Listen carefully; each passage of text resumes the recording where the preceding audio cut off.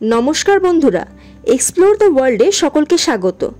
Recently आमी बेनारस घुरते गिয়েছিলাম। এই বেনারস বা বারাণসী শহরটা ৮৪টা গঙ্গার ঘাটকে কেন্দ্র করে তৈরি হয়েছে। নৌকায় করে সমস্ত ঘাট দর্শন করতে কত খরচ, প্রতি ঘাটের ইতিহাস ও গঙ্গা আরতির সমস্ত ইনফরমেশন জানতে ভিডিওটি শেষ পর্যন্ত দেখবেন। আর আপনি যদি আমার চ্যানেলে নিউ মেম্বার হন তাহলে চ্যানেলটাকে লাইক ও সাবস্ক্রাইব করে দেবেন। আমরা যেহেতু গঙ্গা ঘাট ঘোরার সাথে সাথে গঙ্গা আরতিটাও দেখব, তাই বিকেল বিকেল নাগাদ নৌকায় করে ঘাট ভ্রমণে বেরিয়ে পড়েছিলাম। নৌকা ভাড়া পার হেড ২০০ টাকা করে পড়েছিল। সিজন বা অফ সিজন অনুযায়ী এই চার্জটা চেঞ্জ হতেও পারে।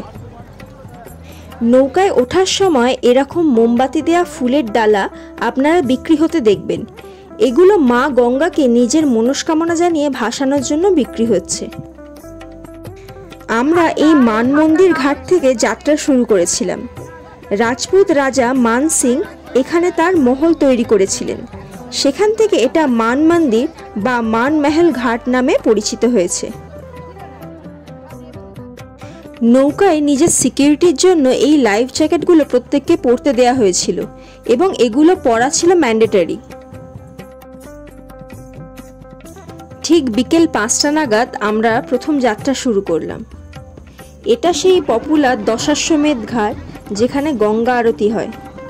সমস্ত ঘাটের মধ্যে এটি সবচেয়ে পবিত্র ও প্রধান ঘাট, কারণ কাশী বিশ্বনাথের মন্দির এই ঘাটের তীরেই অবস্থিত।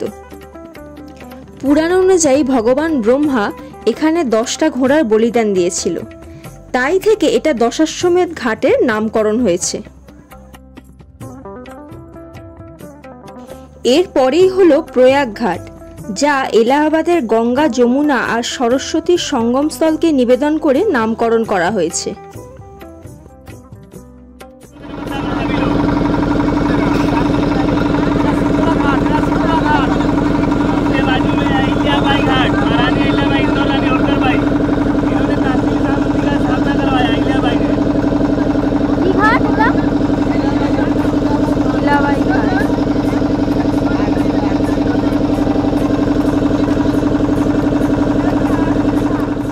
এর পরের ঘাটটা হলো দরভঙ্গা ঘাট, যা বিহারের রাজা দরভঙ্গার মহলের নাম অনুসারে হয়েছে।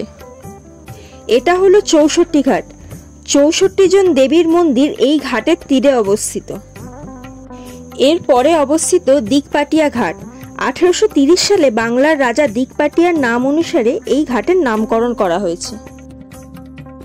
এর ঠিক পরেই আছে মানসরোবর ঘাট। রাজা মানসিংহ তিব্বতের মানস সরোবরের নাম অনুসারে এই ঘাটের নামকরণ করেছিলেন। এর ঠিক পাশাপাশি আরো দুটো ঘাট আছে। তার মধ্যে একটা হলো কেদার ঘাট আর একটা হলো বিজয়নগর ঘাট। কেদারনাথের নাম অনুসারে কেদার ঘাট ও দক্ষিণ ভারতের বিজয়নগর গ্রামের নাম অনুসারে বিজয়নগর ঘাট নামকরণ করা হয়েছে। ৮৪টা ঘাটের মধ্যে ৮২টা ঘাটে পুজো পার্বণ বা পুণ্য স্নান করা হয়, কিন্তু বাকি দুটো ঘাটে মহাশ্মশান গড়ে উঠেছে। তার মধ্যে প্রধান হলো এই মণিকর্ণিকা ঘাট। বলা হয় যে এই ঘাটে কারোর অন্তিম কাজ করলে তার আবার পুনর্জন্ম হয়। মৃত্যু ও পুনর্জন্মের সিঁড়ি হলো এই মণিকর্ণিকা ঘাট। এখানে চিতার আগুন কখনো নেভে না। প্রায় প্রত্যেক দিন ৫০০-র বেশি মৃতদেহের সৎকার করা হয়। এটা ৫১ সতীপীঠের একটা সতীপীঠ। পুরাণ অনুসারে মা সতীর দেহত্যাগের পর এইখানে মা সতীর কানের দুল পড়েছিল, তাই এই ঘাটের নাম মণিকর্ণিকা ঘাট। এখানে ইলেকট্রিক চুল্লি নেই।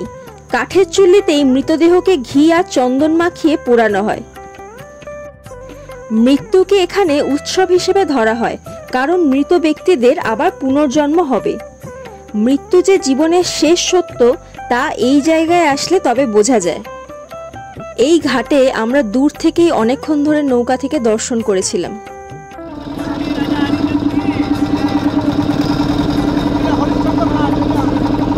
দ্বিতীয় মহাশ্মশানটি হলো হরিশ্চন্দ্র ঘাট।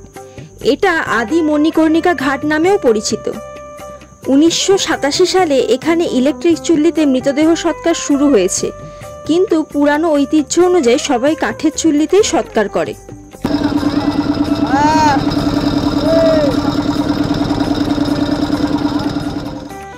প্রধান প্রধান ঘাটগুলো ঘুরে নিয়ে আমরা আবার চলে এলাম দশাশ্বমেধ ঘাটে, যেখানে আমরা সন্ধ্যে 6টা থেকে গঙ্গা আরতি দেখব। কত অসাধারণ দেখতে লাগছে ঘাটটাকে। চারিদিকের এই হলুদ আলোয় দিনের বেলার চেয়ে রাত্রেবেলা বেশি সুন্দর লাগছে। গঙ্গার জলেও এর রিফ্লেকশনে অন্যরকম শোভা সৃষ্টি করেছে।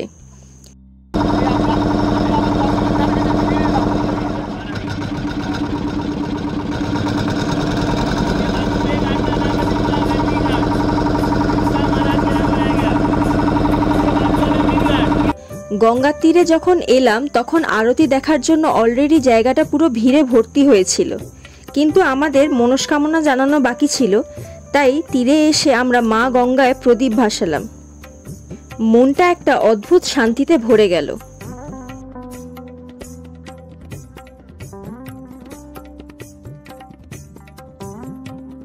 তো বন্ধুরা, এই ছিল আমার বেনারস ঘাট ও গঙ্গা আরতির প্রথম পর্ব।